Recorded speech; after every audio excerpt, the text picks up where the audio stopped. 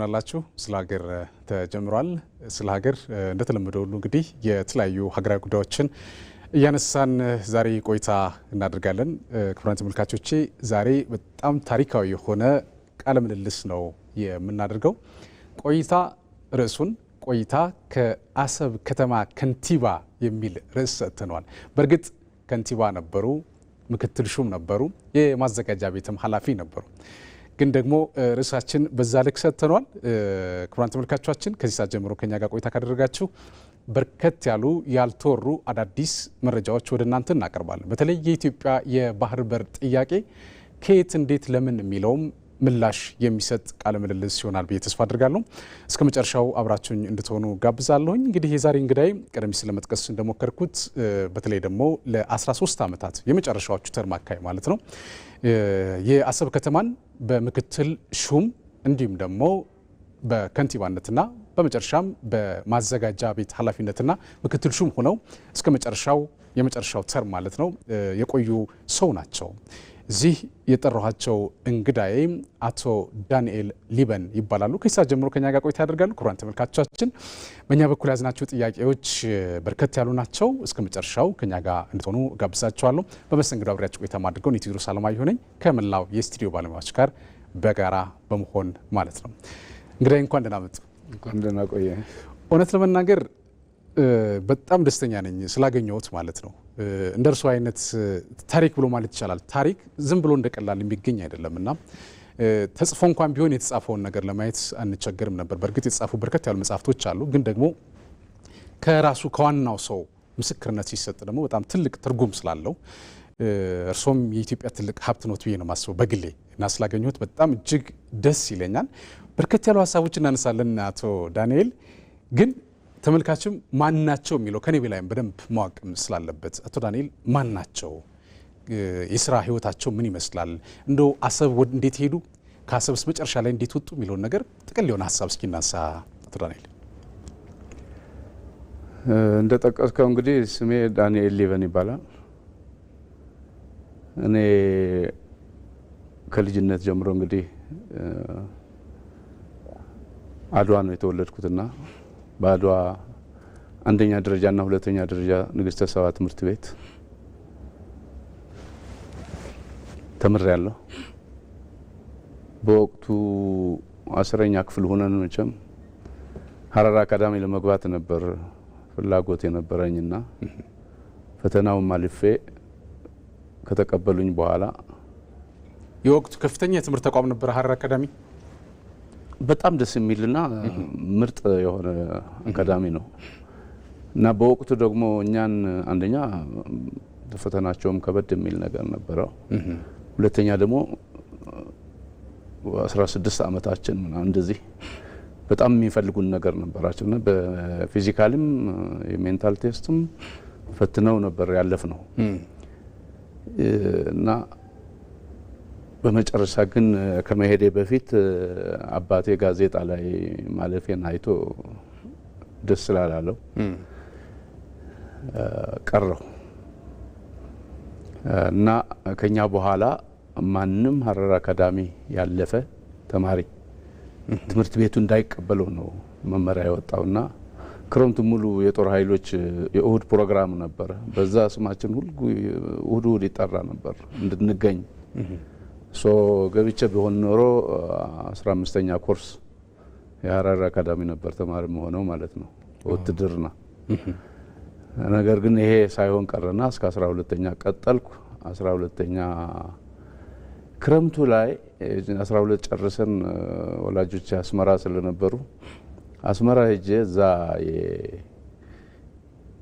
የቴክኒካል ኮሌጅ እዚህ 6 ኪሎ ያለ ፈተና ይሰጥ ነበርና ፈተናውን ተካፍዬ አለፍኩኝ።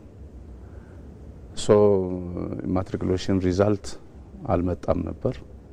ነገር ግን ለኮሌጅ ደግሞ አልፌያለሁ። ስለዚህ ወደ ጳጉሜ 63 እንግዲህ ለመጀመሪያ ማለት ነው አዲስ አበባ ገባ። ትምህርት ቤቱ ጋር ሄደን ኮሌጁ ጋር ስንጠይቅ ለመስከረም 27 የሚል 64 ዓመተ ምህረት ማለት ነው ቀጠሩን። ትንሽ ቆይተው ለጥቅምት 8 አሉን። በመጨረሻ ያለን በጀትና የሰው ኃይል ውስን ስለሆነ ቮኬሽናል ነበሩ ተማሪዎች ማለት ንግስተ ሰባ ጋር ያው አካዳሚክ ትምህርት ብቻ ነው የነበረው፣ የቴክኒካል ብዙም አልነበረምና እነሱን ቅድሚያ ሰጥተን አብቅተናልና ብለው የመጨረሻ ቁርጡን እንደማይቀበሉን ወደ ጥቅምት 8 ገደማ አሳወቁን። ሰው ከዚህ በኋላ ያለው ስራ መፈለግ ነው። ገንዘብ ሚኒስቴር ያወጣው ማስታወቂያ ነበረ። ብዙ ተማሪዎች ነበር የተፈተነው እና እዛ ፈተናውን አልፌ ህዳር 13 ከጥቅምት 8 በኋላ ማለት ነው ህዳር 13 ኤክሳይዝ ቀረጥ የሚባል በገንዘብ ሚኒስቴር ስር ተቀጠርኩ ማለት ነው። 64 ዓመተ ምህረት ሜካፑን ወሰድኩ ማትሪኩሌሽን 65 ያው እየሰራሁ የማታ መማር ጀመርኩ። 66ም እንደዚሁ 2 ዓመት እየተማርኩ ነበርና በቀን ግን የምሰራው የኤክሳይዝ ቀረጥ ኢንስፔክተር ነበርኩኝ። ከዛ ከኦፊስ ወጥቼም ታይገር ጫማ ፋብሪካ የሚባል ተቆጣጣሪ ነበርኩ የኤክሳይዝ። ቀጥሎም አሁን የምናየው የአዲስ ጎማ ሜታዶር ተብሎ ያለው እዛ የኤክሳይዝ ተቆጣጣሪ ሆኜ ተመድቤ ስሰራ ነበር። በዚህ ጊዜ በወቅቱ በነበሩ አለቃችን በረዳት ሚኒስትር ነበር የሚመራው ኤክሳይዝ። ብዙ ቦታ ክፍት ስላለ አዲስ አበባ ላይ መቀመጥ አትችሉምና በእጣ ወደምትመደቡበት ቦታ እጣ ታወጣላችሁ ተብሎ እጣ የደረሰኝ አሰብ ነው። አሰብ ነዳጅን ድርጅትንና እዛ ያሉት የኦይል ካምፓኒዎችን ለመቆጣጠር ኤክሳይዝ ኢንስፔክተር ሆኜ 67 የመጀመሪያው ህዳር 22 አካባቢ አሰብ ገባሁ። አሰብ የገባሁበት ዋና ምክንያት ይሄው ነው፣ የኤክሳይዝ ተቆጣጣሪ ሆኜ ለመስራት ነው። እንዴት ወደ አስተዳዳሪነት ተሸጋገሩ የሚለው ነገር እስኪ የእግረ መንገዳችን እናንሳው። በእርግጥ ከ67 ጀምሮ እስከ 86 እዛ እንደነበሩ ታሪኮት ያስረዳሉ። ለመናገር ግን 67 ገቡ። ከዛ ደግሞ አሰብ ከተማን አመራርነትም እንግዲህ ሲሰሩ የነበረበት ሂደት ስለነበር እንዴት ወደዛ ሄዱ ተሸጋገሩ የሚለው ነገር እስኪ እናንሳ። እንግዲህ የኤክሳይዝ ኢንስፔክተር ሆኜ በምሰራበት ጊዜ ቀጥሎ የመጣው 68 ክረምት አካባቢ የከተማ ነዋሪዎች ማህበር አዋጅ ነው የወጣው። 69 ገደማ ቀበሌ ተቋቋሙ። በዛን ጊዜ በ69 ቀበሌው ሲቋቋም ብዙም አብረው ሊሄዱ የማይችሉ ነበር። የቀበሌውን አመራርነት የሚሻሙት የነበሩት ማለት ብዙ ኢንጂነሮች ያሉበት የኢትዮጵያ ነዳጅ ድርጅት ስንት የተማረ ህዝብ ባለበት ቦታው የተያዘው በእውቀትም ሆነ በልምድ አነስተኛ በሆኑ ነበረ። ከነሱ ጋር አብረህ የምሰራበትም አልነበረምና ብዙም ፓርቲሲፔት ማድረግ ፍላጎትም አልነበረኝም። በኋላ ግን ወደ ቀጥሎ ያለው ወደ 70 ዓመተ ምህረት የቁጥጥር ኮሚቴ ሆኜ ተመረጥኩ እና ከአሰብ ከዚህ ከነዳጅ ድርጅቱም ሰራተኞች በጸሐፊነት በሊቀመንበርነት እንደዚህ ተሳተፉበትና የተሻለ አሰራር መጣ። በዛ በማገልገል ያለው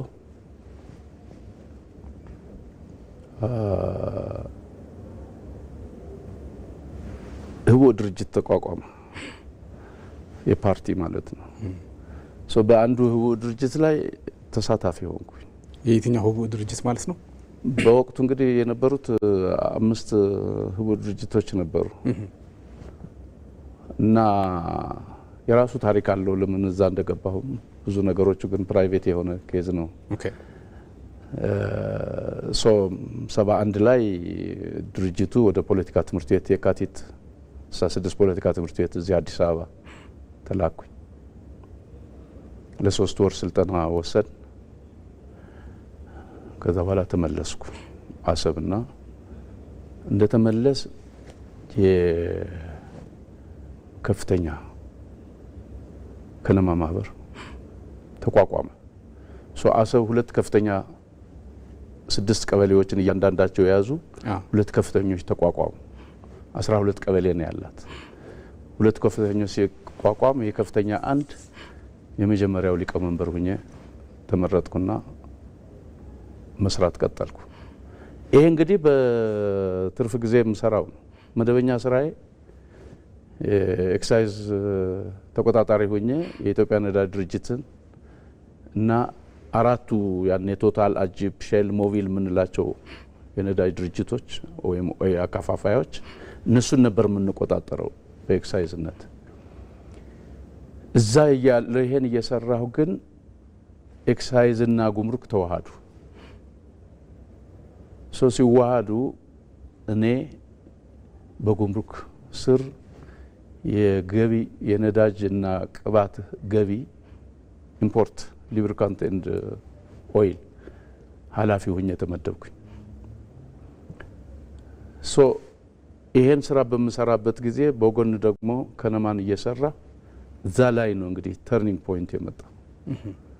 ለመጀመሪያ ጊዜ 73 ዓመተ ምህረት ሐምሌ ላይ በህዝብ የሚመረጥ የማዘጋጃ ቤት ነበር የሚባለው ያ በመንግስት የሚመደብ ነው የሚመራው። አሁን ግን በህዝብ ከተማ ነዋሪዎች ማህበር የሚመርጡት አጠቃላይ ምክር ቤት ተቋቋመ።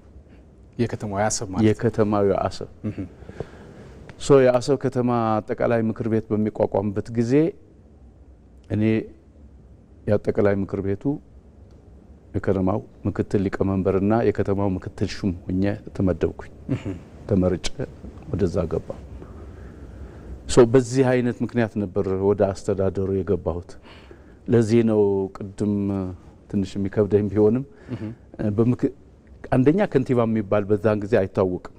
እንደ ልምድ አሁንም እንለዋለን። እኔ ራሴ በምክትል ከንቲባነት ነበርኩ እላለሁ።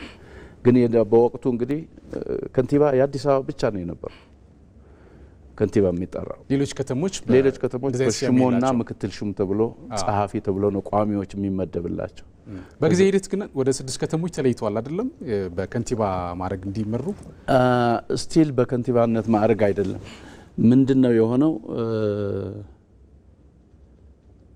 አሰብ አዲስ አበባ በከንቲባ ትመራለች። ቻርተር እንድትሆን አስመራም ሀሳብ ነበር። በወቅቱ ከአፄ ኃይለ ሥላሴ ጀምሮ ዋና አንደኛዋ ከተማ አዲስ አበባ ነች፣ ሁለተኛ አስመራ ነች፣ ሶስተኛ ድሬዳዋ ነች። እንደዚህ ያለ ነው የሚቀጥለው የነበረው። አሁን ግን የከተማ ነዋሪዎች ማህበር ከተቋቋመ በኋላና አዲስ አበባና አስመራን ኤክሰፕሽናል በመውሰድ የከተማ ደረጃ ወጣላቸውና 6 ከተሞች አንደኛ ደረጃ ተባለ። ከዚህ ውስጥ አንዱ አሰብ ነበር። ላይክ በምስራቅ ጅጅጋ፣ ሀረር፣ ድሬዳዋ፣ ጅማ፣ ናዝሬት እና አሰብ ማለት ነው። ሌሎች አሁን ከተማ ብለን የምንጠራቸው ያኔ አይታወቁም ነበር ማለት ነው። ለምሳሌ መቀሌ ሁለተኛ ደረጃ ይባላሉ፣ ሶስተኛ ደረጃ ምን ይባላሉ። ይሄ ልዩነቱ በወቅቱ ክራይቴሪያ ሙሉ በሙሉ ባላውቀውም በከተማ ልማት የሚሰራ ነው የነበረ ነው። ግን አንዱ ገቢ ነው። አሁን አይርመንበር ጅጅጋ የጫት ገቢ ከፍተኛ ስለነበረ አሰብ ኢምፖርትም አላት ገቢ። ያ አይነት ሁኔታዎች ገቢም ጭምር ኢንክሉድ ያደረገ ፖፑሌሽንም አለው። የራሱ ኢንዴክስ ግን ነበረው ከተማ ልማት በደረጃ የሚያስቀምጥበት። በዛን ጊዜ ይሄ ደረጃ ምን ማለት ነው? አሁን ሁለተኛ ደረጃ ያለው ሹም ምድቡም ደሞዙም ልክ እንደ አንደኛ ደረጃ ከተሞች ምክትል ሹም እንደሚያገኘው እንደማለት ነው። ሶስተኛ ደረጃ ያሉ ከተሞች ደግሞ እንደ አንደኛ ደረጃ ያሉት ከተሞች ጸሐፊ እንደመሆን እንደማለት ነው። በዛ አይነት ደረጃ ተቋቁሞ አሰብ ከ6ቱ አንዱ ነበረች። የመጀመሪያ የኢትዮጵያ ከተሞች ከ6ቱ አሰብ አንዷ ነበረች። እነዚህ 6 የጠቀስኳቸው እንደ አንደኛ ደረጃ ተቀምጠው የነበሩ ናቸው። ግን አሰብ 3 ነው ይባላል። ምንድን ነው አሰብ? ለምሳሌ በከተማ በአውራጃ በራስ ገዝ የሚባል አይነት አገላለጾች እንዳሉ ሰምቻለሁ። እና ምን ማለት ነው ይሄ? እስኪ እሱን እናንሳ። አሰብ እንዴት ነው? ከተማ አሰብ ነች፣ ፖርቱም ማለት ነው የአሰብ ወደብ አሰብ ከተማ። ነገር ግን አሰብ አውራጃ አላት። ይሄ አውራጃ ነው በኋላ ደግሞ ወደ ራስ ገዝ ሆኖ የአሰብ ራስ ገዝ የተባለው አሰብ ራስ ገዝም ነች፣ አሰብ አውራጃም ነች፣ አሰብ ከተማም ነች። አሰብ አውራጃ ስንል አሁን ምን ያህል ከተሞችን ይይዛል? ምክንያቱም ከተማ ካለን ያው አንዷን ከተማ ብቻ ነው ኢንዲኬት የሚያደርገውና ከተማ አውራጃው ግን በወቅቱ እንግዲህ እንደነ በይሉል፣ ኢዲ፣ ራሃይታ፣ ጢኦ የመሳሰሉት ነበር። ራስ ገዝ ሲሆን ግን እስከ ምጽዋ አጠገብ ያለው አንድ ቦታ አለች። ከጢኦም መርሳ ፈጥማም አልፈ በጢኦና በምጽዋ መካከል ያለች በባህሩ ኮስታል ይዘህ ስትሄድ ምጽዋ አጠገብ ያለው ጀምሮ እስከ አውሳን ጭምር የሚጨምር አውሳ ራሱ በወሎ ነበር። አውሳን ጨምሮ ራስ ገዝ የተቋቋመው እነዚህን ጠቅልሎ ራስ ገዝ የሆነው የዚህ ራስ ገዝ መሪ የነበሩት መሐመድ ሻሂም ይመስሉኛል። በወቅቱ በእርሶና በመሐመድ ሻሂም መካከል የነበረው ግንኙነት ምን ይመስላል? እንደው አንዳንድ ነገሮችም እግረ መንገዴ ከሱ ጋር ላይ አያይዤ ማንሳት ስለፈለግኩ ነው። መሐመድ ሻሂም ማን ናቸው የሚለው ነገር እስኪ። መሐመድ ሻሂም መጀመሪያ በዚህ በህዝብ ድርጅት ጉዳይ በነበሩት ላይ ሲሰራ ነበር። ከዛ የአውራጃው ምክትል ሆኖ ሲሰራ ነበር።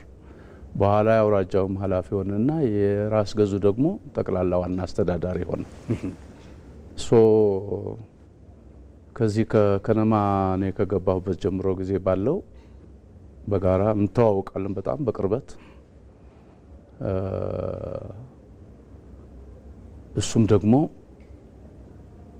የዋና አስተዳዳሪ ቦታ ይዞ በዛ ደረጃ ደግሞ የኢሰፓም ስራ አስፈጻሚ ኮሚቴ አባል ሆኖ ሲሰራ የነበረ አሁን በጅቡቲ ነው የሚገኘው። በጣም ታታሪና ሰራተኛ ትጉ ሰራተኛ ነበር። በቅርበት ከኔ ጋር እንገናኛለን፣ እንሰራለን። ይሄው ነው። ምናልባት ከዚህ ጋር ተያይዞ ምን ላነሳ ፈልጌ መሰሎት አቶ ዳንኤል፣ ያው በወቅቱ በእርግጥ የተለያዩ ክራይቴሪያዎች ሊኖሩ ይችላሉ አንድን ሰው በአመራርነት ለመመደብ ማለት። ለምሳሌ አሰብ ሲመደብ፣ አስመራም ሲመደብ፣ አዲስ አበባም ሲመደብ፣ የትም ቦታ ሲመደብ የራሳቸው መለኪያ ሊኖራቸው ይችላል እና እኚህ ሰው በእርሶ ላይ ትልቅ እምነት እንደነበራቸው መረጃ አለኝ። በእርሶ ላይ ማለት በወቅቱ አንዳንድ ማለት መሆን ያልነበረባቸው ግን ሊሆኑ የተቃረቡ ነገሮች ነበሩና እርስዎም ከአመራርነት ሊነሱ የሚችሉበት እድል እንደነበረ፣ በአንጻሩ ግን እሳቸው መጥተው የአፋር ተወላጅ ናቸው ወደ አመራርነት እንዲመለሱ ያደረጉና እርስዎንም ሎቢ ያደረጉ ሰው እንደሆነ ሰምቻለሁኝ። ከዚህ ጋር ተያይዞ የእሳቸው ኮንትሪቢሽን በተለይ ደግሞ እርስዎ አመራርነት ላይ እንዲቀጥሉ በማድረግ ረገድ፣ ከዛ ባለፈ ደግሞ በሰዓቱ የነበረው እንደዚህ የተጣጠረ ፖለቲካ እንትን እንዲረግ በማድረግ ረገድ ቫሉ የነበራቸው ይመስለኛል። ትንሽ ብናነሳው ብዬ ነው እሱ። እኔ ምልህ በወቅቱ እንደምንጠራው በጣም ወዳጅና ወንድሜ ጓድ መሐመድ ሻሂም እንደምንለው አፋሮች ብዙዎቹ ብዙ ኢንቴሌክቹዋልስና ለሀገር የሚበጁ ብዙ ሰዎች ነበሩ። እሱም አንዱ ነው። ከሱ በፊት እንግዲህ ሌላ ከሱ በፊት በህይወት የሌለው የከተማው አሰብ አስተዳዳሪ የነበረው ሻለቃ መሐመድ ያሲን ይባላል። የሀረር አካዳሚ ምሩቅ ነው እና የጢዮ ተወላጅ ነው። ያ ቤተሰብ በጣም እንግዲህ ስለ ኢትዮጵያ በጣም የሚቆረቆር ነው። ልጆቻቸው በባህር ኃይል እስከ ኮማንደር የደረሱ አሉ። መከላከያው እንደዚሁ እና ስለ ኢትዮጵያ ያላቸው አመለካከት ከፍተኛ ነው። ጓድ መሐመድ ሻሂምም የዛ አይነት ከነበሩት የራሳቸውም አንዳንድ ማነስሞች ነበሯቸው። በውስጥ ኢትዮጵያዊነታቸውን አምነው የራሳቸውን መብት ለማስከበር የሚቆረቆሩም ነበሩ። እንደነ አሁን በህይወት የሌለው ጓድ ጀማል አብዱልቃድር የሚባል አሁን በቅርብ ጓደኛ አብዱልቃድር መሐመድ አሁንም አለ በህይወት። እነዚህ ብዙ ለአካባቢው ስራ ይሰሩ የነበረ ነው። በተለይ የዚህ የብሔራዊ ዴሞክራሲ አብዮት ተብሎ ደርግ ወደ 68 ይመስለኛል ወር 69 ሲቋቋም እንግዲህ ይሄኛን መብት ሊያስከብር የሚችል ነው ይሄም በሚል ጓድ ጀማል አብዱልቃድር አሁን ከግብጽ ካይሮ ከሚማርበት ኮሌጅ ነው ጥሎ የመጣው እና ይሄ ከደርግ ጋር አብረው ለመስራት ይሄን መብታቸው የሚከበር ከሆነ ተስማምተው በዛ አይነት ትግል ሲሰሩ የነበሩ በጣም ብዙ ኢንቴሌክቹዋሎች አሉ። he is one of them ከዛ ውስጥ አንዱ ነው ጓድ መሐመድ ሼህ። ሶ ምንድነው አሁን የምትለው ያለ ጉዳይ መጀመሪያ ላይ 73 ተመርጠን ምክትል ሹም ሆኜ ስሰራ እስከ 78 የ5 ዓመት የ1 ዓመት ተርም ነው። በዚህ 5 ዓመት ምክትል ሹም ሆኜ በመሰራበት ጊዜ ወደ መጨረሻ አካባቢ አላስታውሰውም ጊዜውን የነበረው ሹም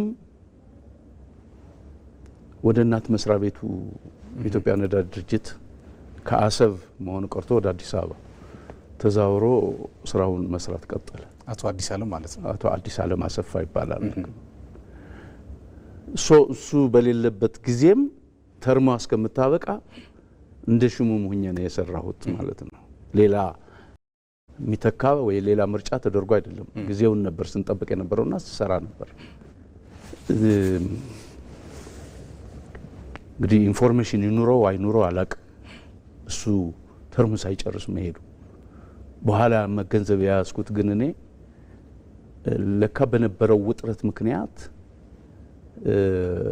ፍሮንት ላይ እንድንሆን የማይፈለግ ነበር።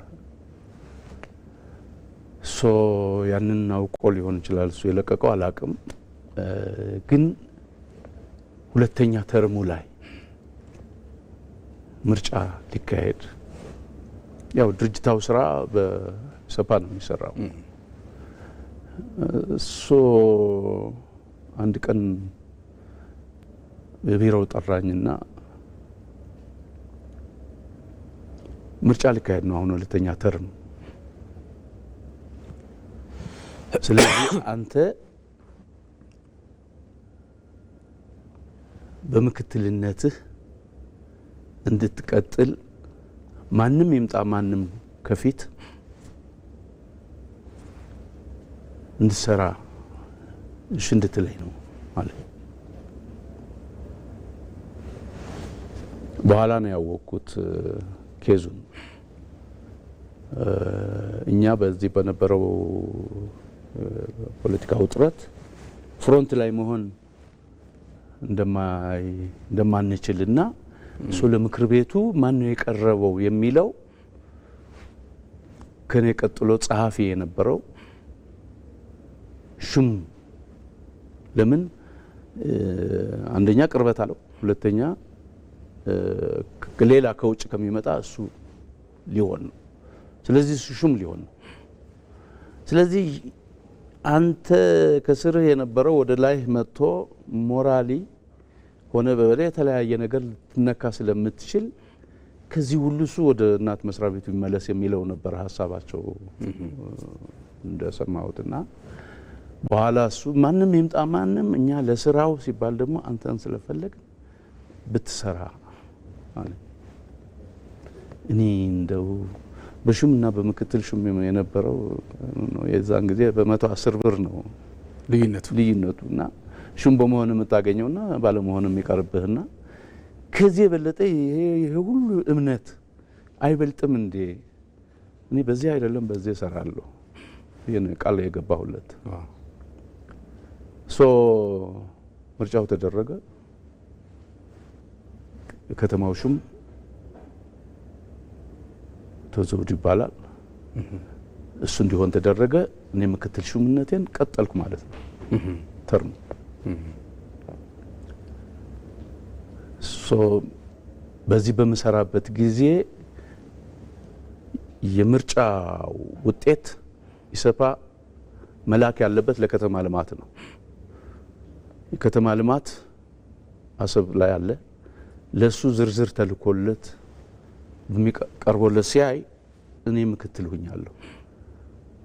ከታች የነበረው ወደ ላይ መጥቶ ሹም መሆኑን አየና እንዴ እኔ አይን አልቀበልም ጓድ ተስፋዬ ማሩ የከተማ ልማት ሚኒስትር አብረህ ስራ በጣም ታታሪ ነው እንደዚህ ብለው የነገሩኝ እሳቸው ከሱ ጋር እየሰራው እኔም ሳየው ከተማውን ብዙ ነገር ነው እየሰራ ያለውና እንዴት ሆኖ ነው ምናምን ሲባል ይሄ እኮ እኛም እንሰጣቸውን የምትቀበሉት ለዛ ጉዳይ ምናምን ብለው የድርጅት ዳይሬክሽን ነው ተብሎ ተነገራቸውና ተላለፈ ወደ አዲስ አበባ ከተማ ልማት አሁንም ሚኒስትሩ መቀበል አልፈለጉም እንዴት ሆኖ ከዛ እሳቸውም ልክ እንደዚሁ ከኢሰፓ ተነገራቸውና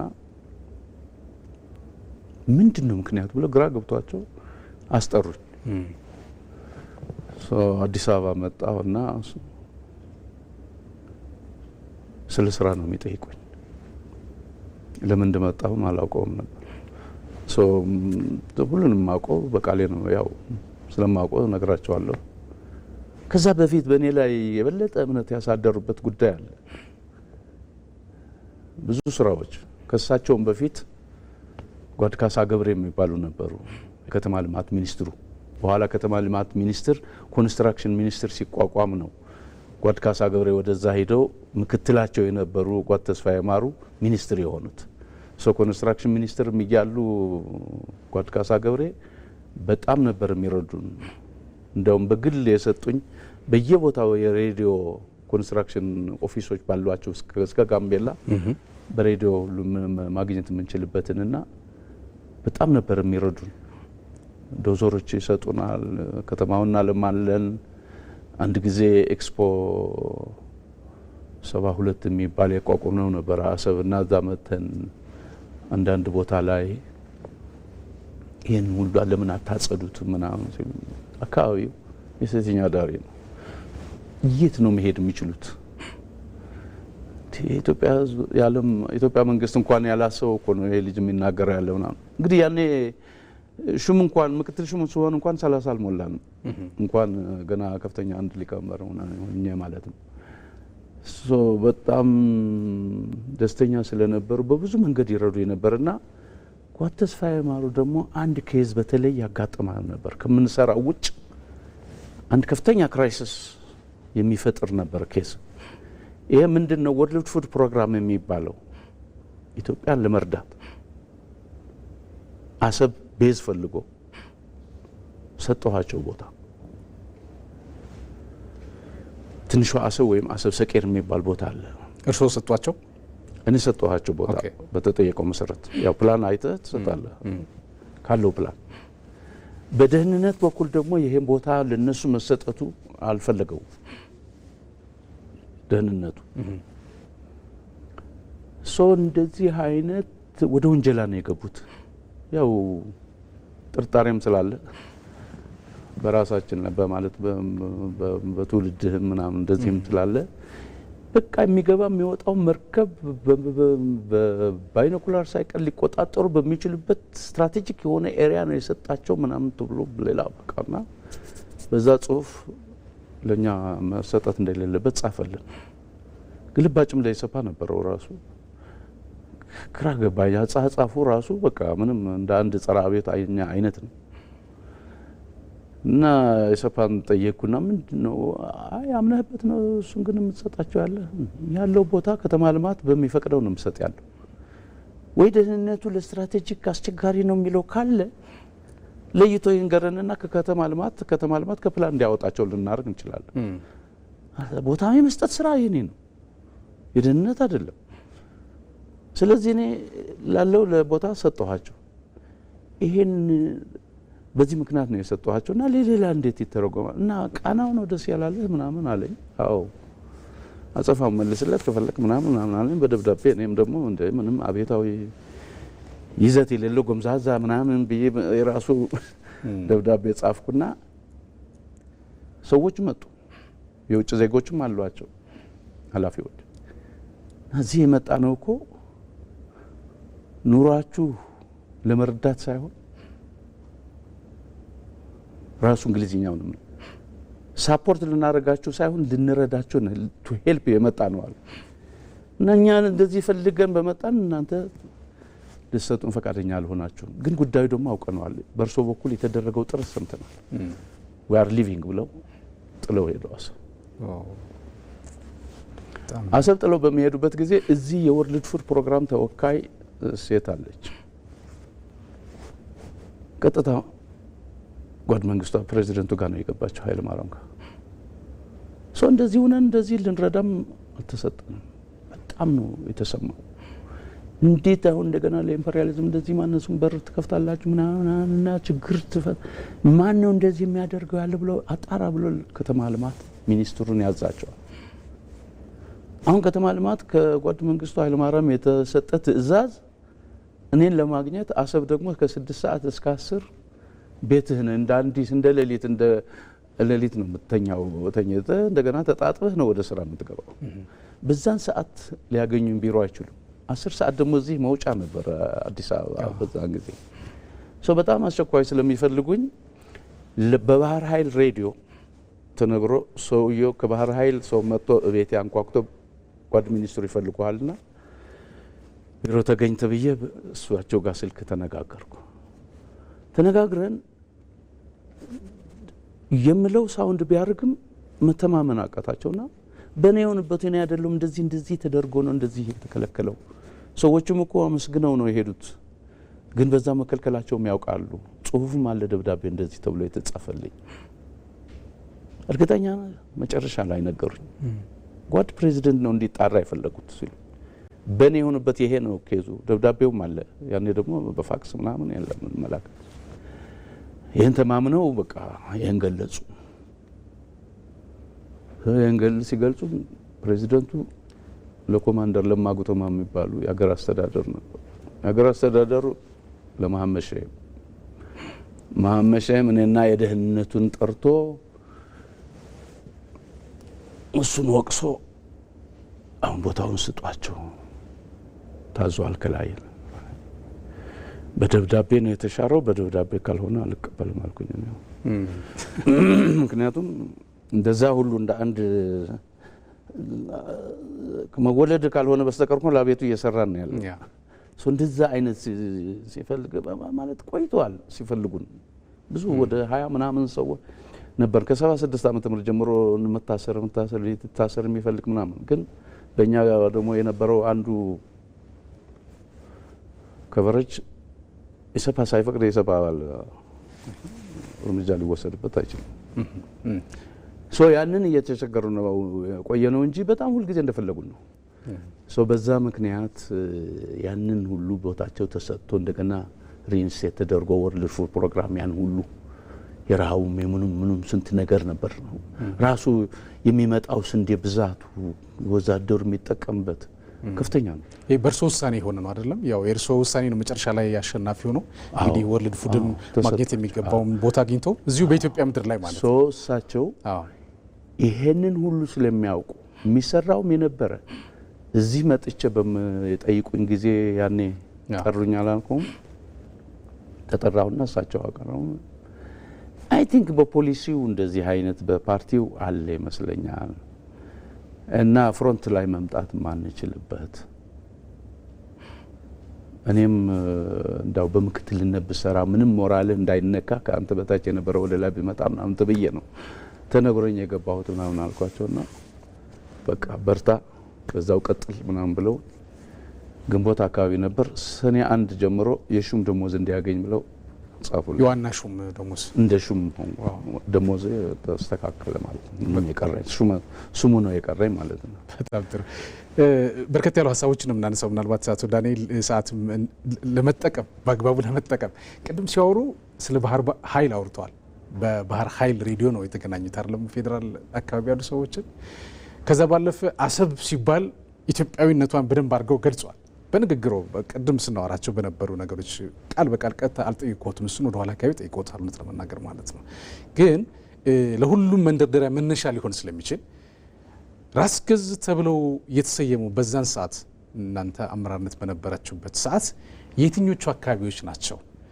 ብዙ አሁን የራስ ገዝ የሚለው ነገር ብዙዎችን ሲያምታታ ማምታታት ብቻ አይደለም። አሁን ላይ ለምሳሌ አሰብ በሌላ ኃይል እጅ ነው ያለችው።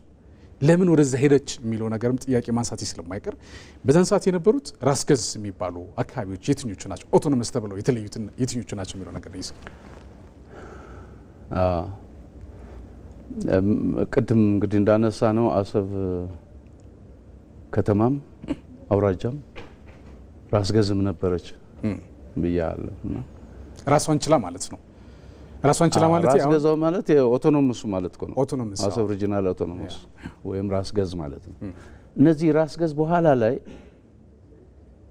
5 ራስ ገዝ በኢትዮጵያ ተቋቋመ። በተለይ በጠረፍ አካባቢ ያሉና ሌላ ስሜት ያላቸው ኤርትራ ራሱ ነጻ አውጪ አለ፣ በትግራይ ላይ እንደዚህ ያለ፣ በኦጋዴን አለ እንደዚህና የኤርትራ ራስ ገዝ ራሱን የቻለ፣ አሰብ ራስ ገዝ ራሱን የቻለ፣ ትግራይ ራስ ገዝ፣ ኦጋዴን ራስ ገዝ፣ ድሬዳዋ ራስ ገዝ፣ እነዚህ ራስ ገዞች ተቋቋሙ።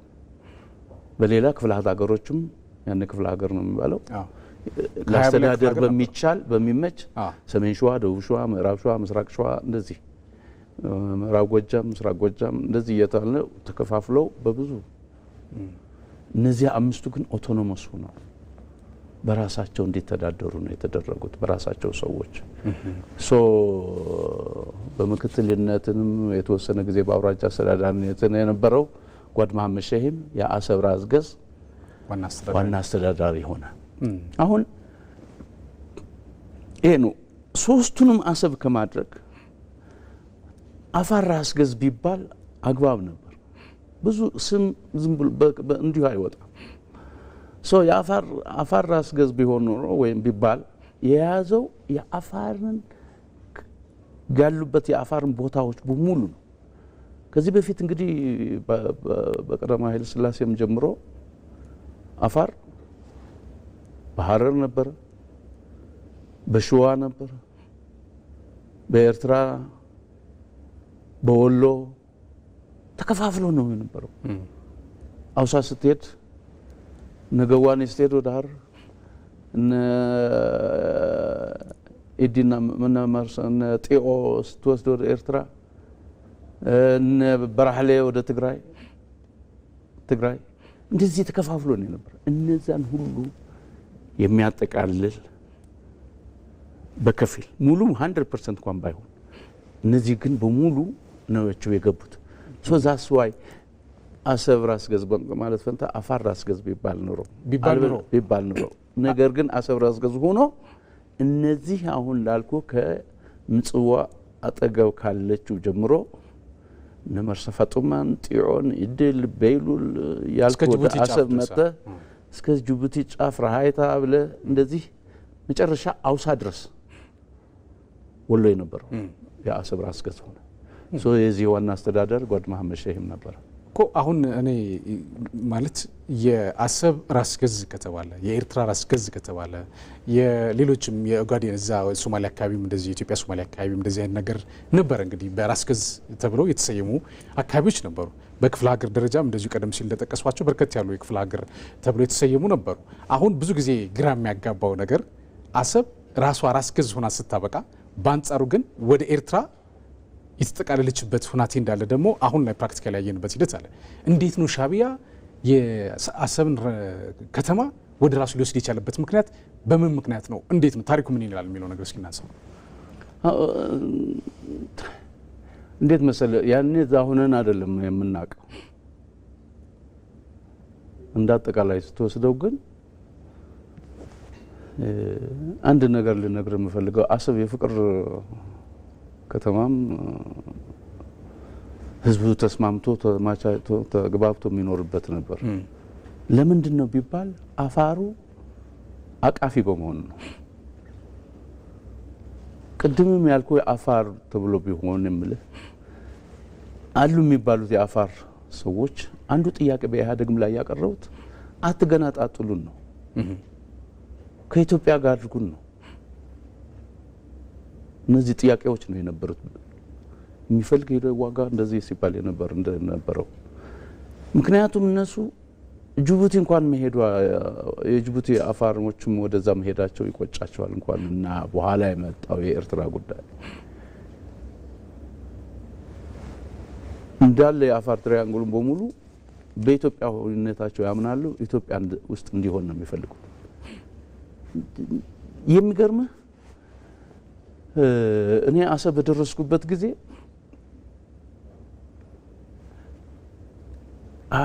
አጼ ኃይለ ሥላሴ የጀመሩት ጉዳይ ነበረ። እንኳንና ምጽዋና አሰብን ጅቡቲንም ጭምር የባህር በር ሆና በኢትዮጵያ እንድትጠቃለል በሪፈረንደም ጊዜ ነጻ በምትወጣበት ጊዜ ሪፈረንደም ላይ ድምጽ እንዲሰጡ አፋሮች ሁሉ እየተዘጋጁበት የነበረና መታወቂያ እየተሰጣቸው ጅቡቲ የሚገቡ ነበር። ምክንያቱም ጅቡቲ እንዲያው ምን እንኳን በደረስኩበት ጊዜ በደርግ ጊዜ ሕክምና እንኳን አሰብ ሆስፒታል የማይችለውን ጅቡቲ ሄደው እንደ ጅቡቲያኑ ስለሆነው በነጻ ይታከሙ ነበር። ምክንያቱም መታወቂያ ስላላቸው በዛ ሰው ምንድነው መሀል ላይ ግን ምን ሆነ? የኃይለ ሥላሴ መንግስት ማበቃ፣ ሶማሌም መተንኮስ ጀመረች። ወደ ጦርነት እየተገባ ነው ያለው። ሶማሌም ክሌም እንዳታደርጋት፣ ምክንያቱም ያ 5 ኮከቧ ጅቡቲንም የሚጨምር ስለሆነ ሶማሌ ኢሚዲየትሊ ደርግ ሌላ አማራጭ ስላልነበር እውቅና ነው የሰጠው ነጻ እንድትወጣ። ሀዲት ብን ወደ ኋላ አሁንም ብናስበው ግን ሪፈረንደም ቢካሄድ ኖሮ ምናልባት ወደ ነበረችበት ኢትዮጵያ ምትገባችን ነበር የሚለው እንትን ይባላል እኮ። እንደውም በተመሳሳይ ሰዓት በተለያየ አቅጣጫ ጦርነት አትክፈት ይባላል። ምክንያቱም ኮንስኮንስ ነው የሚበዛው፣ በጣም ዋጋ ያስከፍላል ይባላል። እና እንደው ይህን ካልን አሁን ሻዕቢያ እንዴት ወደ አሰብ መጣ የሚለው ነገር በጣም ረጅም ነው። እውነት ለመናገር ብዙ ነገሮች ማንሳት ይቻላል። እንደው ግን ዋና ነጥቡ ራስ ገዝ ከነበረች ኤርትራ ለምንድን ነው ታዲያ ራስ ገዝ የሆነችዋን አሰብ የኔ ናት ብሎ ወሰደው የሚለው ነገር እስኪ እኔ አሁን እንግዲህ ወዴት መሄድ አለብን? እኔ አሁን እንደ አሰብ ነዋሪ ሆኜ አይደለም ነገር ምክንያቱም ምንም በዛ ጉዳይ የምናውቀው አይደለም። እንደ አጠቃላይ ግን ሲጀመር ራሱ ተቃውሞ ከፌዴሬሽኑ ጀምሮ የኤርትራን ጉዳይ ነው አንስቶ የተዋጉት። ሻዕቢያ እንግዲህ ወደ ትግል ሲወጣ ኤርትራን ነጻ አወጣለሁ ብሎ እንደወጣ ነው የሚናገረው ታሪኩም ማለት ነው። ከጀብሃ ጀምሮ በእርግጥ ብዙ ነገሮችን ማንሳት ይቻላል፣ ግን ደግሞ በዋናነት ኤርትራን ነጻ ለማውጣት ነው የሚለው ነገር ነው።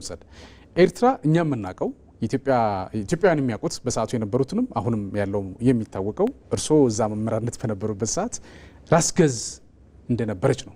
ኤርትራ ራሷን ችላ እንደውም የቀድሞ የኢፌዴሪ ፕሬዚዳንት ግርማ ወልደ ጊዮርጊስ የቀይ መስቀል አለቃ እንደነበሩ አስታውሳለሁ። እርስዎም የአሰብ የቀይ መስቀል ኃላፊ እንደነበሩ አውቃለሁኝ። እና እንደው ከዚህ ጋር ተያይዞ ኤርትራ ራሷን ችላ የራሷ ስትራክቸር ያላት የራሷ አገዛዝ ያላት ሆና ስታበቃ፣ በአንጻሩ ግን አሰብም እንደዚህ በተመሳሳይ ሆና ስታበቃ አሰብ ላይ መምጣት በራሱ ምን ይላል? ከዛ በፊት የነበሩ 50 ዓመት በፊት ከዛ በፊት የነበሩ ብዙ ነገር ስለሚባል ማለት ነው። እና ወደ 80 ዓመተ ምህረት ስትሄድ አሰብ ራስ ገዝ ሆናለች።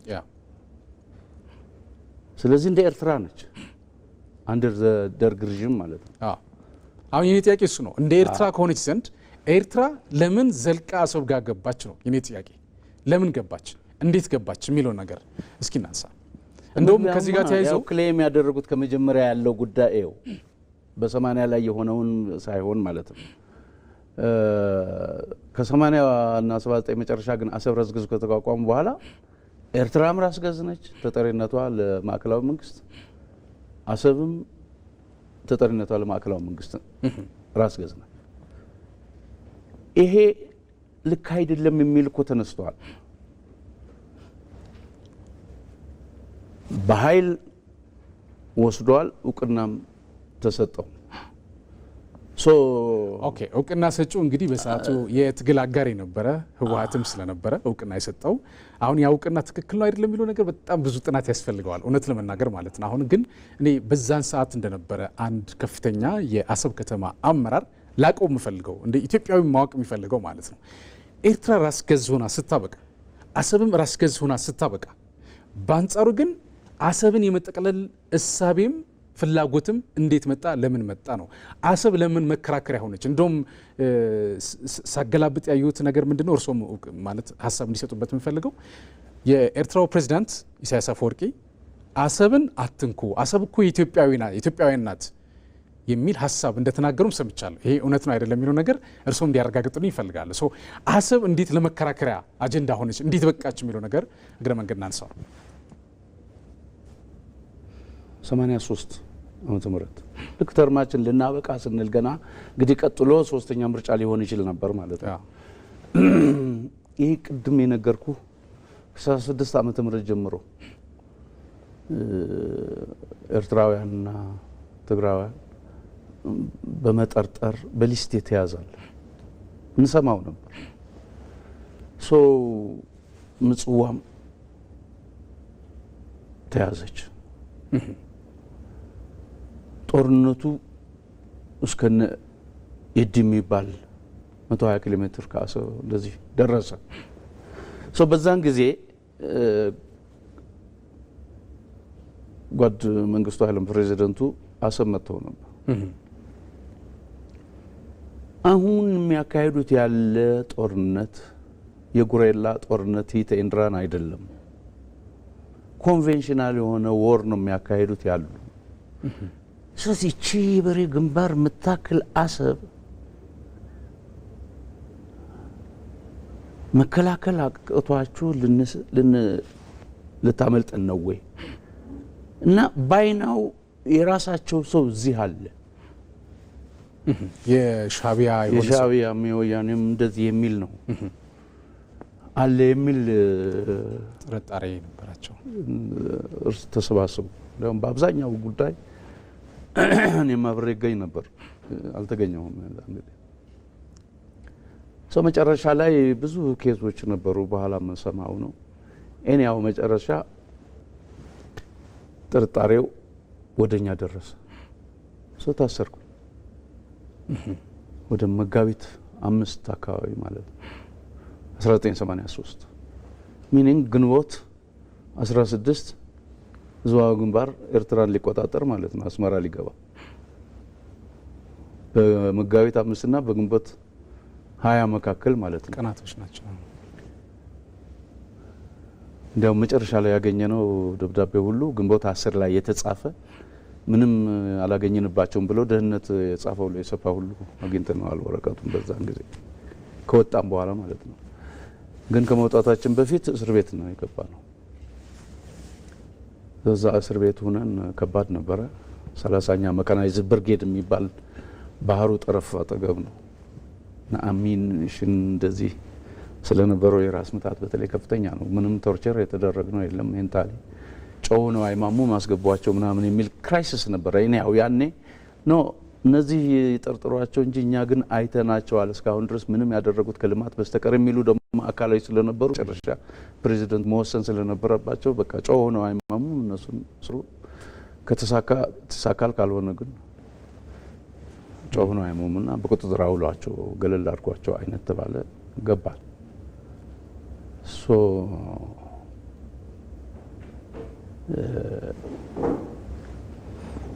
ግንቦት 16 ላይ እንግዲህ አስመራን ገቡ። አርብ ወር ሐሙስ እኛ ጋር ደግሞ ቅዳሜ ደግሞ ከ30ኛ መካናይዝድ ወደ እስር ቤት አመጡ። ወህኒ ቤት የወህኒ ቤት አዛዡ በቅርብ ማቃቸው ኮሎኔል ክፍሌ ይባላሉ።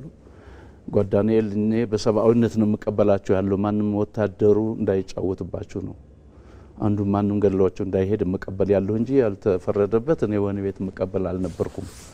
ቢቻል ዛሬ ካልሆነ ነገ ትወጣላችሁ በተቻለ መጠን ምናምን ብለው ያኔ ወታደሩ ኢቫኬት እያደረገ ነው ከአሰብ ከአካባቢውም ጭምር በአሰብ በኩል እየሄደ ነው ያለው ወደ መሀል ሀገር። እኛም ገባን። ከአንድ ሰዓት ማታ የተባለው አልወጣንም። 3 ሰዓት ከባድ ጦርነት ተጀመረ በባህር በኩል። ወህኒ ቤቱ ምንም ጣራ የሌለው በረስት በቆርቆሮ በዝገት ያለቀለት ነው። በቃ ዝገቱ ሁሉ ወረኛ ላይ ያርፋል።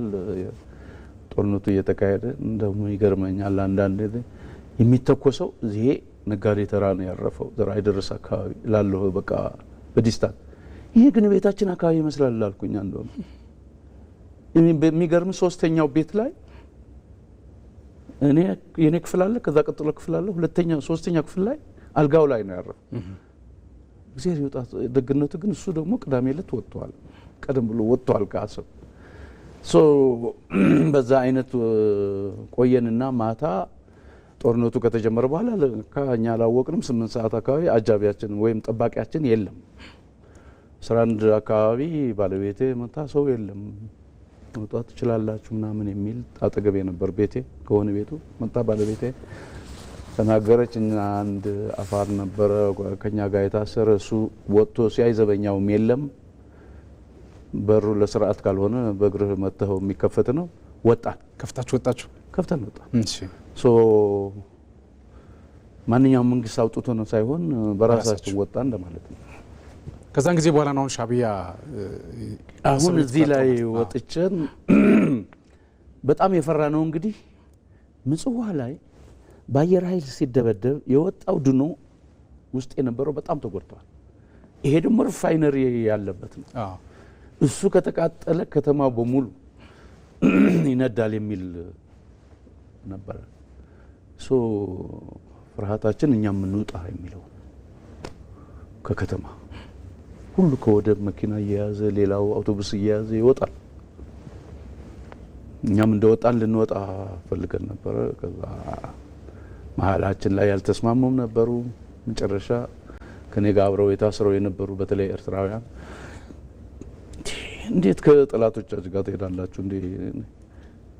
በሰላም እዚህ ተቆዩ፣ ምንም ችግር የለም እና ባንሄድ ነው ባትሄዱ ነው የሚሻለው። ወታደሩ እየሄደ ነው ያለው። ደግሞ አንዳንድ ጉዳዮች ነበሩ። ያን ቀን ጠዋት ለምሳሌ አውቶቡስ ሹፌሩ እያሳፈረ ለማምለጥ ማለት ነው ከአሰብ አንተ ራስ ውረድ ብሎ ገድሎት እንደዚህ አይነት ሜስ ስለነበረ ከነሱ ጋር መሄድ አስቸጋሪም ነበር። ብሶት አለ፣ ችግር አለ። ራሱም እያመለጠ ነው። ብዙ ነገር ነው። ስርዓት ያለው ነገር አታገኝም። እንደዛ ሁነን እንግዲህ እኛ እንወጣለን ብለን ቁልፉ ሁሉ ለአንድ ጓደኛችን ልጅ ቤተሰብ ነበር አስረክበን ልንሄድ ብለን ቤታችንም ተዘግቷል። ልንመለስ እንፈልግ ማንም የለም። አሁን ቢቢሲ ስሰማ ኢህአዴግ በደብረ ዘይትም ሆነ በኢትዮጵያ በቦሌ ማንኛውም አይሮፕላን እንዳይገባም እንዳይወጣም የሚል አዋጅ አውጀዋል። ይመታል የሚል ስለዚህ አሰብ የማይደርስ ከሆነ ሰላም ነው ብለን ቆየን። ወደ 6-5 ተኩል አካባቢ ከተማ መግባት ጀመሩ ሻዕቢያ ሰራዊት። እነሱን የሚያውቁ ደግሞ አሉ። ኢቭን ወንድሞቻቸው ዘመዶቻቸው ያገኙ ሰዎች አሉ ደግሞ ያሰቡ ነው ኤርትራውያን በተለይ እና የሚፈለገው ሊስት ይዘዋል ሰዎች በአስተዳደር በዚህ በኩል ከመሐመድ ሸሂም ወንትድ የሚባሉ ብላክ ሊስት ላይ ያሉት በአስተዳደር በፓርቲ ከማህሙድ ጋስ የሚባለው ዝርዝር የያዘ አለ ጎላ ብሎ የተጻፈ። ከዚህ ውስጥ እነዚህ ያሉ ወይ እያሉ እየጠየቁ ነው ያላቸው ለካ እና ያም ዘው ሊዋን እዛ ያለሁት የሌሉ ማለት ነው ያለሁት እኔ ብቻ ነኝ። አሰብ የሉም እየተባለ ዳንኤል አለ ከስም ዝርዝሩ እርሶ ብቻ ነው እኔም አለው። ደህንነቱ 6 ሰዓት 7ም ሲነግሩኝ ነበር። እንግዲህ የሚመጣ ይምጣ፣ አሁን ገና መውጣቴ ነው ከእስር ቤት። እንደዚህ ይፈልጋል እንደዚህ ብሎ ነበር ሲጠይቁ ነበር ምናምን እያሉኝ ይነግሩኛል። እኔ ማንንም አላቅም። ራሳቸው መጡና 10 ሰዓት አገኙኝ። እኔ ወይስ አሰብ ቅድም እንዳልኩ ነው፣ አቃፊ ነው ሁሉ ነገሯ። በተለይ ምግብ ነክ ከወሎ ነው ኤቭሪቲንግ፣ ቅጠልም፣ ጤፍም፣ ከብትም፣ በሬም፣ በግም ማንኛውም የወሎ ማህበረሰብ ይበዛበታል። አፋሮችም አሉ፣ ትግራዮችም አሉ፣ ኤርትራውያኖችም አሉ። አሁን እኔ ቤት ጭንቅንቅ ሆነ። እየመጣ እንኳን እግዚአብሔር አወጣ የሚል እንደዚህ ሰውየው ይጠይቀኛል፣ መሀል ላይ ቋረጣል። ግራ ገባው። እንደውም አፋሮች ሁሉ በጊዜው የመጡ አሉ፣ ጤፍ ይዘው ሁሉ ይመጣሉ። አትክልት ሁሉ ሽንኩርት ምናምን ይዘው ይመጣሉ። ሁሉ ሰው ግራ ገባቸውና ኤኒዌይስ ምንድነው አንተ እንደዚህ አስተዳዳሪ ነበርክም እንደ ኢሰፓ አይደለም የነበርከው? አዎ። እና እንዴት ነው ምናምን እንደዚህ ታስር እንዴት የራሳቸውን ያስራሉ ምናምን ግን ያለው ሁኔታ ሲያዩ እስከ ማክሰኞ የትም እንዳትንቀሳቀስ አሉኝ። እሑድ ቀን ማለት ማክሰኞ ዕለት ኤሌመንተሪ ትምህርት ቤት አለ አሰብ ወደብ ክበብ አጠገብ እስከ 8ኛ ክፍል የሚያስተማር ትምህርት ቤት ሚካኤል ቤተክርስቲያንም አጠገቡ ነው። እዛ ላይ ህዝቡ እንዲሰበሰብ አደረጉና የኢትዮጵያ ባንዲራ ወረደ፣ የኤርትራ ባንዲራ ወጣ፣ ተጨበጨበ፣ ምን ተባለ ምናምን እና መጨረሻ አዋጅ ወጣ። ሁላችሁም በየስራችሁ እንድትገኙ፣ ኃላፊ ከሌለ ምክትል፣ ምክትል ከሌለ ካሉት ውስጥ ሲኒየር የሆነው እየመራው እንዲጠብቅ ብለው ራሳቸውም ሰዎች መድበዋል በየቦታው። ሻቢያዎች ማለት ነው። ሻቢያዎች ሶ የገባ የምትሰራው ነገር እንግዲህ አንዱ ሰርቪስ መስጠት ነው። ሰርቪስ ልሰጥበት የምትችል የለም። ቆሻሻ መኪና ተወስዷል፣ የእሳት አደጋ መኪና ተወስዷል። ምንም ማነስ ማቴሪያል የምትሰራበት የለም። ግብር ለማስከፈልም አንዱ እንግዲህ ማዘጋጀት ግብር ይሰበስባል። ግብር ለመሰብሰብም በየትኛው ነው? በነበረን አዋጅ ነው ወይስ አዲስ አዋጅ አላቸው? ግን ትልቁ የነበረው ኢቭን በየመንገዱ የሞቱ ሰራዊት ነበሩ፣ በጥይት የተቀደሉ ሜል ነበሩ። ዩኒፎርሞች እያወለቁ ሲቪል እየሆኑ የሚሄዱበት ነበረ። መጠበንጃቸውን ብዬ ዛፍ አለ አሰብ፣ በተለይ በጣም የአሰብ ህዝብ አንድ ብርጭቆ ለራስ አንድ ብርጭቆ ለዛፍ ተብሎ መፈክር ተሰጥቶ ዛፎች በደንብ ነው ተንከባክበን ያሳደግናቸው። ከተማዋ ዳስ የሚመስል እስከነበረበት ጊዜ ነበረ አትክልት የተተከለውና በየአትክልቱ በየዛፉ ክላሽን ሁሉ ታገኛለ ምናምን እንደዚህ እና እኛ እሱን እየጠራረግን ማለት መሳሪያውም ለሚመለከተው መሳሪያ ክፍል አለ። ከኛ ጋር የተገናኙ ዱቄት የሰጡን ነበሩ። የራሳችን የአጠቃላይ ምክር ቤቱ የዳቦ መጋገሪያ ነበረ። እዛ ጋግረን ለህብረተሰቡ ሰጠን። ያን አንድ ሳምንት ቆየን። በሳምንቱ ውስጥ ሪፖርት አቅርቡ ተባለ። ሪፖርት በሚቀርብበት ጊዜ እንግዲህ አሰብ ነዳጅ ድርጅት ብላክ አውት አድርገዋል፣ አቁመዋል። መርከብ እንዳይገባ ተከልክሎ ስለነበረ ወደቡ ስራ የለውም። ወደብ ከሌለ ባህር ትራንዚትም ስራ የለውም። ከሱ ጋር የተያያዘ ስራ ነው። እነዚህ ናቸው አንጋፋዎቹ። ቀጥሎ ያለው አጠቃላይ ምክር ቤት ነው። የሰራናቸው ምናምን ገልጸን እንደዚህ ያስፈልጋል፣ በየትኛው ነው ከዚህ በኋላ ግብር መሰብሰብ ከሆነ ምናምን የሚል ለመጀመሪያ እኔ ከአባቴም ጋር በአማርኛ ነበር የምንጻጻፈው። እንደዛ ነበር በወቅቱ የነበረው። በትግርኛ ለመጀመሪያ ጊዜ 17 ገጽ ምናምን ሪፖርት አቅርቤ ለወደፊቱ ስትራቴጂካሊ ሁሉ የሚያመለክት ሪፖርት ነው ያቀረበው። ፈልጉት ተባለ። አያውቁኝም አንዳንዶቹ። ከዛ መኪና እንዲሰጠኝ ተደረገ ምናምን አለና ሰርተን እኔ ቤተሰቤን ላኩኝ። ወዴት? ወደ አዲስ አበባ። ወደ አዲስ አበባ።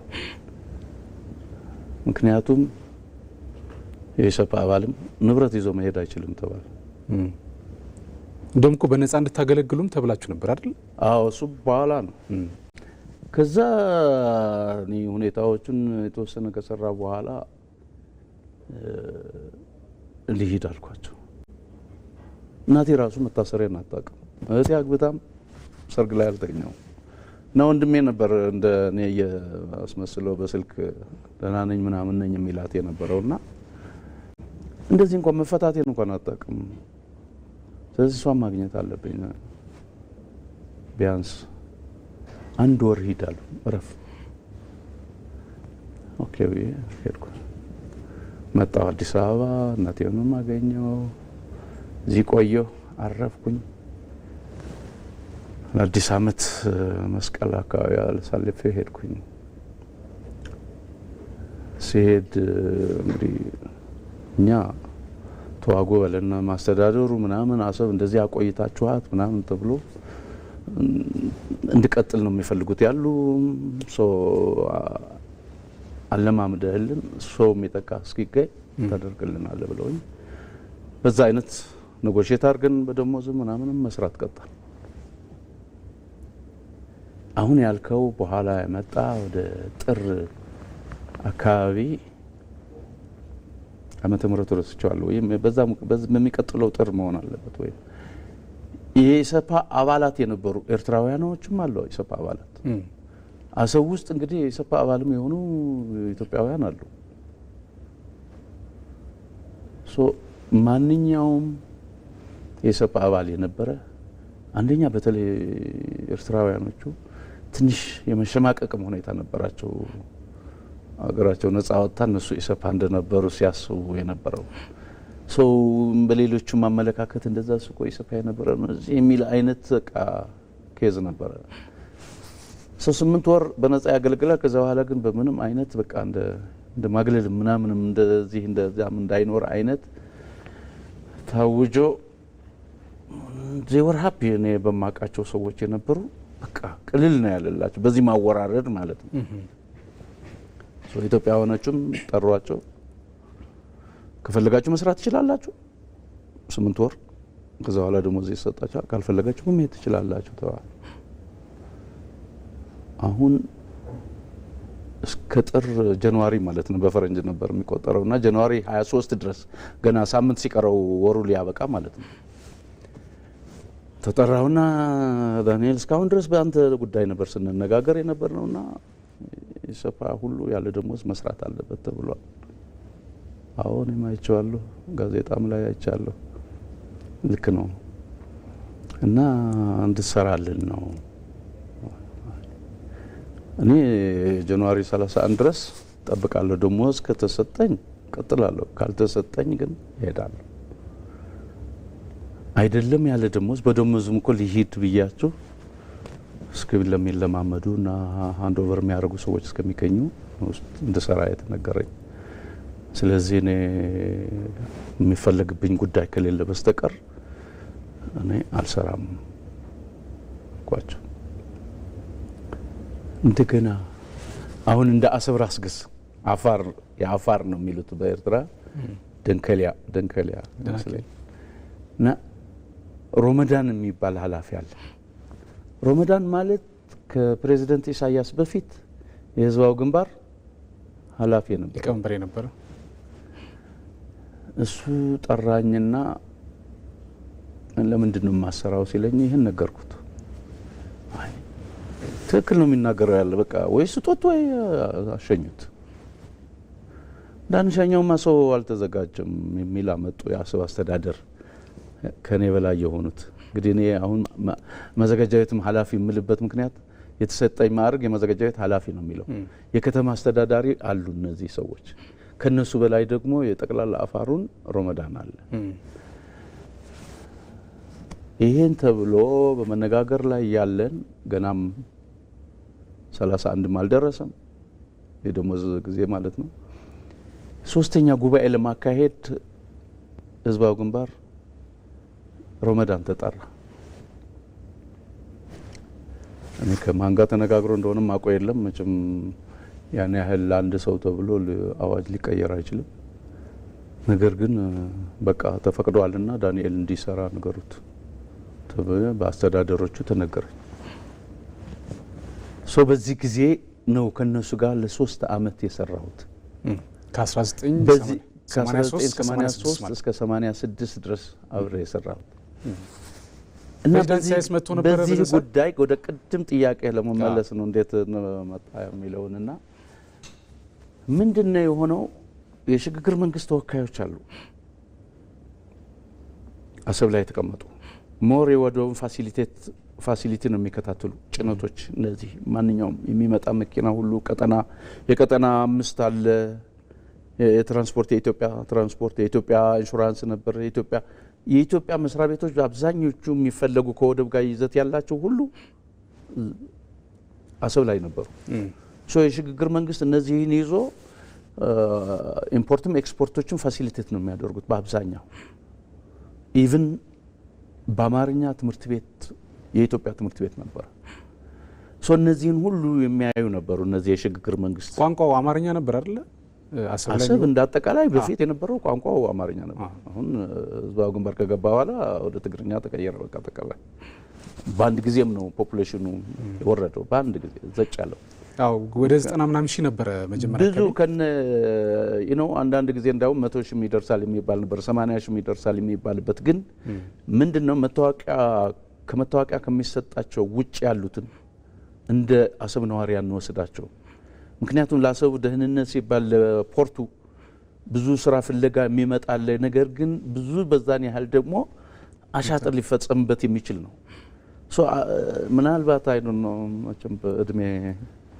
በወቅቱ የምታስታውሰው ላይ ኖር ይችላል ይሆናልና ምንድን ነበር ኢትዮጵያ ውስጥ በአጠቃላይ ማንኛውም ዜጋ በየትኛውም ክልል የመሄድ መብቱ የተጠበቀ ነበር ህገ መንግስታዊ መብት ነው በነገራችን ላይ ተጠብቆ ከአሰብ በስተቀር አሰብ እንዴት ነው ስትገባም በመታወቂያ ነው በፈቃድ የይለፍ ወረቀት መያዝ አለበት ወደ አሰብ ሲገባ ከዛን ጊዜ በኋላ ማለት ነው ማለት ሻቢያ እዛ ከገባ ኖ በኢትዮጵያ ጊዜ ነው ምነግርህ ያለው ያለ መታወቂያ መግባት አትችልም አሰብ ከአሰብም በይለፍ ነው የሚወጣው ነዋሪ የሆነው ሌላው ቀርቶ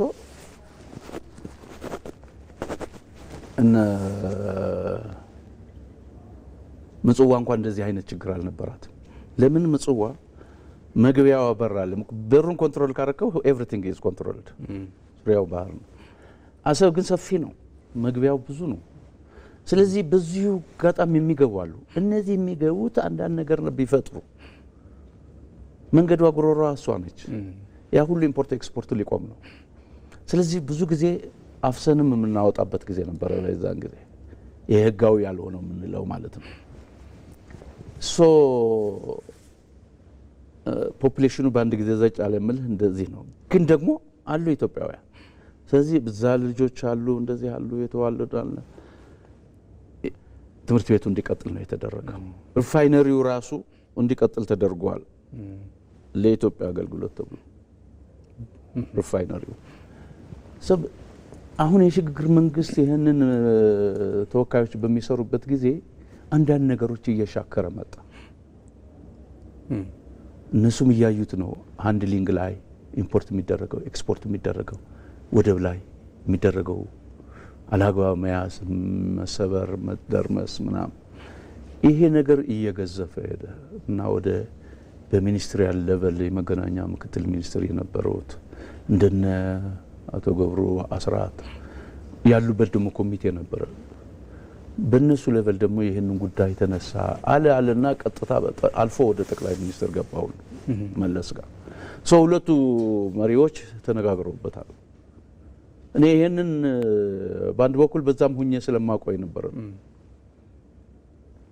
እንደውም አንዳንድ ቀን ሳቄ ይመጣል እዚህ የሽግግር መንግስት እኔ በኤርትራ በኩል አብረን የምንሰበሰብበት ጊዜ ነበር እዛ አሰብ ላይ አንዳንድ ጉዳይ ሲኖር ማለት ነው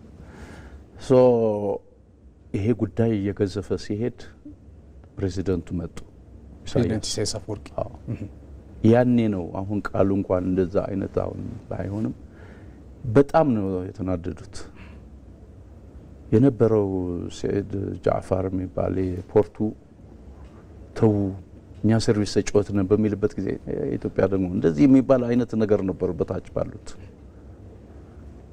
ይሄንን ሰምተው መተው በጣም ነው የተናደዱትና ይሄ አሰብ እኮ ለኢትዮጵያ አገልግሎት ሊሰጥ ካልሆነ እኛ ከምጽዋ በላይ ብዙ የምንፈልገው አይነት አይደለም ኢምፖርት ኤክስፖርቱ ለአሰብ ለኢትዮጵያ የሚያገለግል ነው ያለው ይህንሱን ሃንድል ካላረግ ሰርቪሱ ምን ሰጠ ነው የምታገኘውና አንዱ እንደውም አብሮት የነበረው አስተዳዳሪ ሲነግረኝ በትግርኛ ነው እንግዲህ መሳፍሕ መኮርመይ ዘይብላስ መሳፍሕ ምን ተጨብጣም እንኳን ለመቀመጥ የሚያስችል ቦታ በሌላት አስፋፍታ መቀመጥ ትፈልጋለች የሚል ተረድተው እና ከዚህ በኋላ ምናምን ተብሎ ሃንድሊንግ በሚገባ እንዲያዝ ተብሎ አንቲል ጦርነቱ እስከሚጀመር ባድመ በጥሩ ሁኔታ ነበር ሲካሄድ የነበረው። በጣም ጥሩ። ክፍል 2 ይቀጥላል። በነገራችን ላይ ክፍል 2 ኩራን ተመልካቾቻችን ከአቶ ዳንኤል ልበን የቀድሞ የአሰብ ከተማ አመራር የነበሩ ናቸው። በርከት ያላነሳ ናቸው ሀሳቦች አሉ። እነዚህን በቀጣይ በክፍል 2 የምናነሳቸው ነው የሚሆነው። ክፍል 2 ላይ አሰብ ላይ ስላጋጠሙት አጠቃላይ የአሰብ ህይወቱ እዛ የነበሩት ትዝታው ምን ይመስላል፣ አመራርነት ላይ እያሉ አንዳንድ ህዝቡ እንዲያውቃቸው ወይ ደግሞ ኦዲያንሱ እንዲያውቃቸው የሚፈልጋቸው ነገሮች አሉ እጄ ላይ ያሉ፣ እነሱንም እናነሳለን። ከዛ ባለፈ ቁጭትም አለዎት አይደለም? እንደውም ስፖርት ላይ ማይት ቁጭት አለበት። አሁን የአዲስ አበባን እድገት ሲያዩ እንደው ወደ ኋላ ተመልሼ እንዲህ ባደረግኩ የሚሉት ነገርም አለና እነዚህ እና መሰል ጉዳዮችን በክፍል 2 እናነሳለን። አቶ ዳንኤል ሊበን በዚህ ስቱዲዮ መጥተው ለስለ ሀገር ለሰጡኝ የክፍል 1 ማብራሪያ እጅግ አድርጌ ነው አመሰግነው። ለነበሩት ቆይታ ፈጣሪ ያክብርልኝ። እኔም አመሰግናለሁ። ክቡራትና ክቡራን ተመልካቾቻችን ለዛሬ ያዝነው የስለ ሀገር ዝግጅት ክፍል 1 እዚህ ተጠናቋል። ክፍል 2 ሳምንት ይቀጥላል። ከአቶ ዳንኤል ልበን ጋር የነበረን ቆይታ ወይ ደግሞ የሚኖረን ቆይታ ማለት ነው። ለነበራችሁ ቆይታ እጅግ አድርጌ ነው አመሰግነው። በያላችሁበት ሰላም ሁኑ።